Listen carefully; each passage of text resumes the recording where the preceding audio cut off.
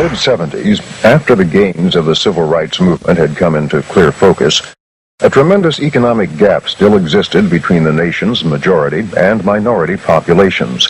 In addition, many minorities who had entered banking and finance as a result of increased opportunities won during the civil rights struggle encountered resistance as they attempted to improve their upward mobility. It became all too evident that minority banking professionals and those considering banking as a career needed the support of an organized network of professionals and a national organization to coordinate and direct their efforts. From this need was born the National Association of Urban Bankers. The challenge facing NAUB was to find methods of responding to that need. Three men, Robert Samuels, then Assistant Vice President, Manufacturers Hanover Trust, along with Hume Smith and Nathaniel Harris, went to work on the challenge. They began to explore how best to address the needs of the minority banker. In the spring of 1975, the Urban Bankers Coalition in New York held a conference which would eventually lead to the formation of NAUB. The 1975 meeting, which demonstrated the strength which is possible through a common agenda, explored the feasibility of a national organization. The seed had been planted, and at a second national conference it was agreed that overwhelming support be given to the formation of the National Association of Urban Bankers. Robert Samuels, who had navigated the dream of a national organization into a reality, was elected the first president. During its annual conference, the National Association of Urban Bankers presents very special awards. The prestigious Robert J. Samuels Award is given to the individual who has made meritorious contributions to the advancement of NAUB, is responsible for an exceptional achievement in an industry discipline, or has attained a senior-level management position within the industry where he or she exerts influence on key policies and practices.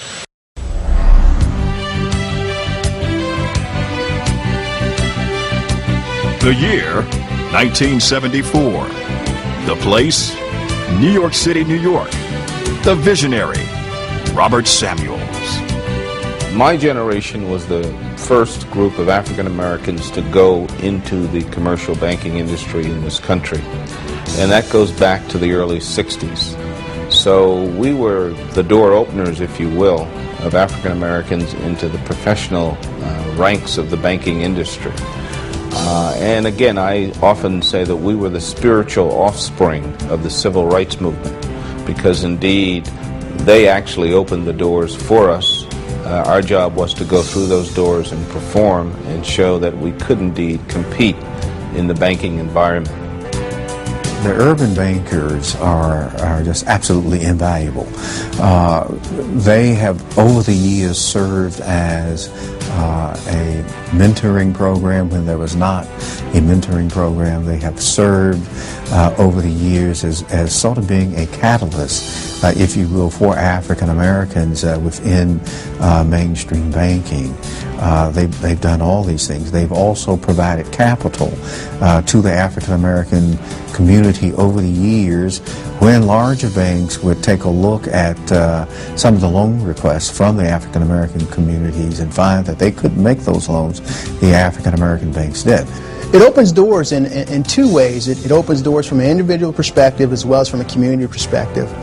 With us going out and looking for these new opportunities and trying to partner with organizations that are prominent in those particular markets, we bring to bear things that we never knew existed. The NAUB has a rich heritage. Robert Samuels had a vision of bringing people together to build the preeminent financial services organization. Today, we have 42 chapters serving over 2,000 members nationwide. 2,000 members opening doors for each other, building doors for our communities, and lighting the doorways for our youth. Together, we can continue to open the doors to success through the National Association of Urban Bankers.